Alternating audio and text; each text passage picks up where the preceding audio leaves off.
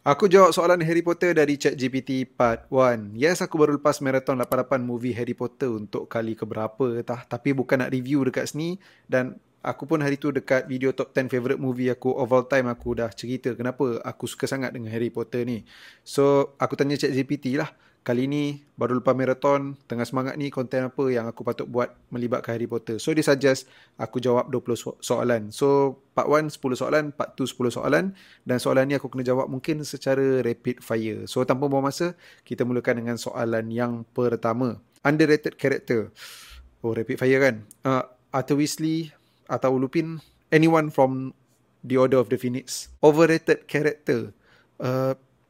Dumbledore, maybe. The saddest death for you? Fred. First scene that made you go wow as a kid? Bila Hermione tumbuk muka Draco. If you could keep one magical object forever, what would it be? Maybe yang penyapu terbang, the broomstick. Which house should Harry have been sorted into, honestly? Gryffindor. Sebab kalau masuk Slytherin nanti jadi pelik pula. Would you rather play Quidditch or be a prefect? Oh, aku punyalah dulu dapat tawaran jadi pengawas, tolak, and then aku berjaya buat diri aku kena buang daripada jadi pengawas. Obviously, play Quidditch. One character who deserve better. Oh my god. Cedric, Sirius Black. Sebab member punyalah bertahun dekat dalam Azkaban tu. Bila dah keluar, tak lama mana keluar tu, mampu pula. Kesian. Dia should deserve better lah. At least hidup lama lebih sikit. Which actor nailed their role perfectly? Bellatrix dan Hermione. So, apa?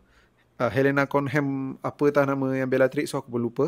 Dengan Emma Watson lah. Dan last kali, if you could rewrite one scene, which would it be? Again, boleh terfikir dalam kepala otak sekarang, maybe kematian Fred. That's all. So, kalau korang nak jawab juga, maybe korang pun boleh jawab dekat ruangan komen. Dan kalau korang minat konten Harry Potter macam ni, make sure bagi tahu dekat komen dan follow Bebe Entertainment.